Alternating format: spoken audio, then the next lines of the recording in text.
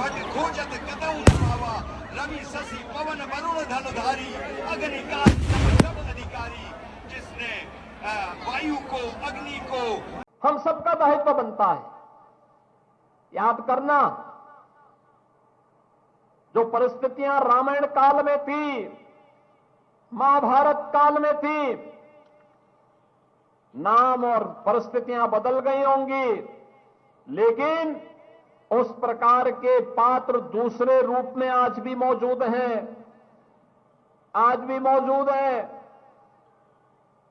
ताड़का भी है,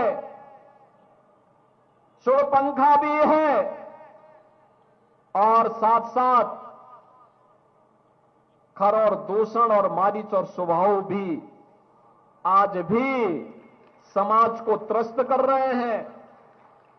हमें इन्हें सतर्क रहना पड़ेगा, इनसे सतर्क रहना पड़ेगा, समाज को एकजुट करना पड़ेगा।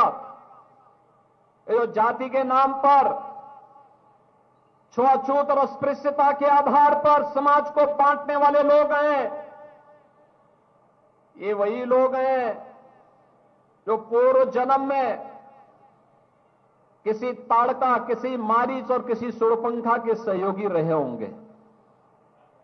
उस समय भी उन्होंने बांटने का काम किया था, उस समय भी सनातन धर्म के खिलाफ वे लगातार कार्य करते रहे। आज भी याद करना, बेटी की सुरक्षा पर जो लोग खतरा बने हुए हैं, ये पूर्व जन्म में कोई दुर्योधन और कोई दुशासन जरूर रहा होगा, उनका शागिर्द जरूर रहा होगा, और इसीलिए इतना दुस्साहस करते हैं। समाज को इन सब के प्रति सतर्क रहना पड़ेगा। याद करना, सनातन धर्म केवल एक उपासना विधि नहीं, ये संपूर्ण मानव यानी मानव ही नहीं, जीव कल्याण के साथ साथ चराचर जगत की सुरक्षा की गारंटी भी है। चराचर जगत की सुरक्षा की गारंटी। अगर इस चराचर जगत को सुरक्षित रखना है, संरक्षित करना है, अनंत काल तक इसकी व्यवस्था प्रकृति के नियमों के अनुरूप ही चले, तो सनातन धर्म की व्यवस्था पर हम सबका विश्वास होना चाहिए। हमें समाज तोड़क, समाज के दुश्मन उन लोगों से सावधान होना होगा जो लगातार सामाजिक खाई को तोड़फोड़ करने का कार्य कर रहे हैं, सामाजिक खाई को चौड़ा करने का कार्य कर रहे हैं। और हमें उन लोगों से भी जिनको शांति और सौहार्द पसंद नहीं है, उनसे भी सतर्क रहना होगा। याद रखना, उत्तर प्रदेश में हमने एंटी कन्वर्जन बिल भी बनाया है, धर्मांतरण विरोधी बिल, और लव जिहाद के खिलाफ भी हमारा एक विधेयक पास हुआ है। जो भी इसमें लिप्त पाया जाएगा, सख्ती के साथ उससे निपटने का काम करने का प्रयास हम लोग कर रहे हैं। लेकिन समाज को भी इसके लिए जागरूक होना पड़ेगा, समाज को भी इसके लिए इकट्ठा होना पड़ेगा। हम सब एकजुट होकर के कार्य करेंगे तो दुनिया की कोई ताकत आपका बाल बांका नहीं कर पाएगी। आप सुरक्षित रहेंगे, उत्साह और उमंग के साथ अनंत काल तक आपको इन पर्व और त्योहारों के साथ जुड़ने का अवसर प्राप्त होगा।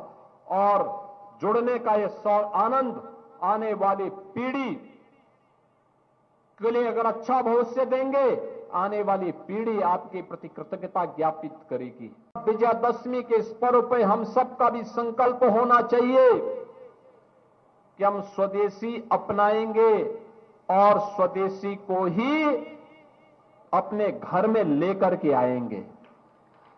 याद करना, जो हमारे कारीगरों ने बनाया है, जो हमारे हस्तशिल्पियों ने, हमारे श्रमिकों ने जहां पे मेहनत की है,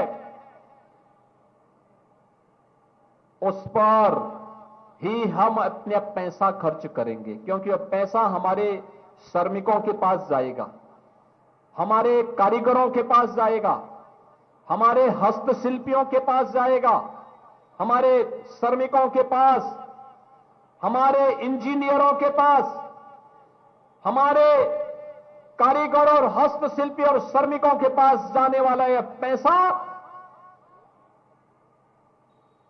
भारत का विकास करेगा, उत्तर प्रदेश को अग्रणी अर्थव्यवस्था के रूप में स्थापित करेगा।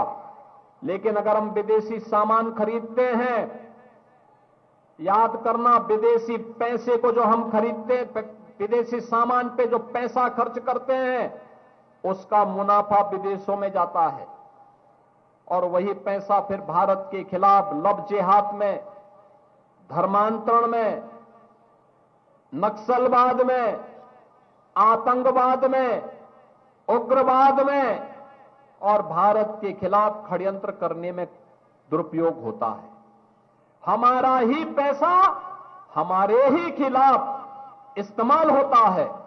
हमें अपना पैसा अपने खिलाफ इस्तेमाल नहीं करने देना चाहिए। यही बुद्धिमत्ता है, यही बुद्धिमत्ता है।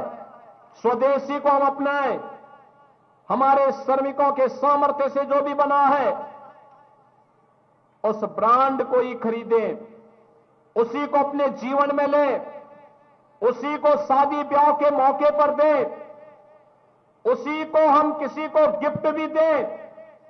हम बहकावे में न आए, विदेशों के पीछे न जाएं।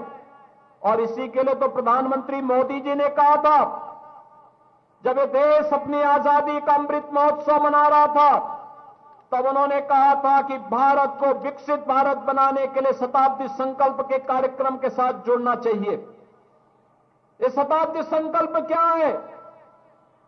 जब ये देश अपनी आजादी के 100 वर्ष पूरा करेगा, वही हमारा शताब्दी संकल्प है।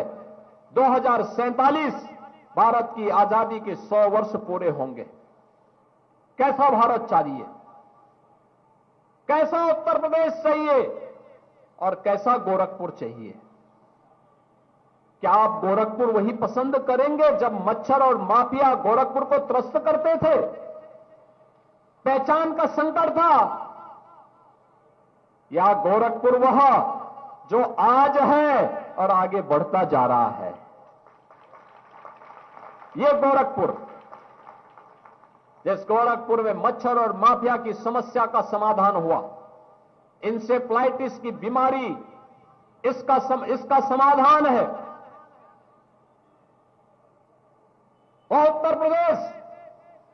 क्या उत्तर प्रदेश के वासी उस उत्तर प्रदेश को चाहेंगे जो दंगाग्रस्त था, बीमारों था, गुंडागिर्दी चरम पर थी, बेटी और व्यापारी सुरक्षित नहीं था, आम राहगीर सुरक्षित नहीं था? ये पर्व और त्योहार जितने उत्साह और उमंग के साथ आज हम आयोजित कर रहे हैं, मना रहे हैं, आज से 8 साल पहले इसकी कल्पना भी लोगों के लिए अपने आप में एक सपना था। लेकिन आज ये सपना नहीं, आज ये हकीकत है। उत्तर प्रदेश अब बीमारू नहीं, भारत के विकास का ग्रोथ इंजन बनकर के भारत आगे बढ़ रहा है। एक नया उत्तर प्रदेश आगे बढ़ रहा है, देश की अर्थव्यवस्था में अग्रणी भूमिका के साथ आगे बढ़ रहा है। और भारत भी वह जो दुनिया का पिछलग्गू नहीं, बल्कि दुनिया को अपने पीछे चलने के लिए मजबूर कर दे। इस वित्तीय वर्ष के अंत में भारत दुनिया की तीसरी बड़ी अर्थव्यवस्था बनेगा।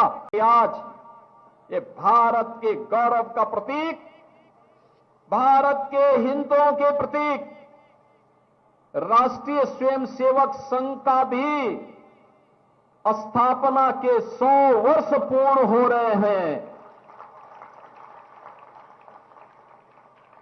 आज पूरे हुए हैं।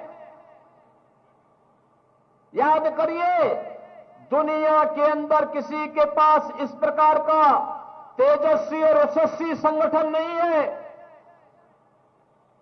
जिसने सत्ता के दम पर, बल पर नहीं, बल्कि अपनी मेहनत से, अपने पुरुषार्थ से, अपनी बुद्धिमत्ता से, बिना किसी के सहयोग से समाज को खड़ा करके विपरीत से विपरीत परिस्थितियों में समाज को संबल दे करके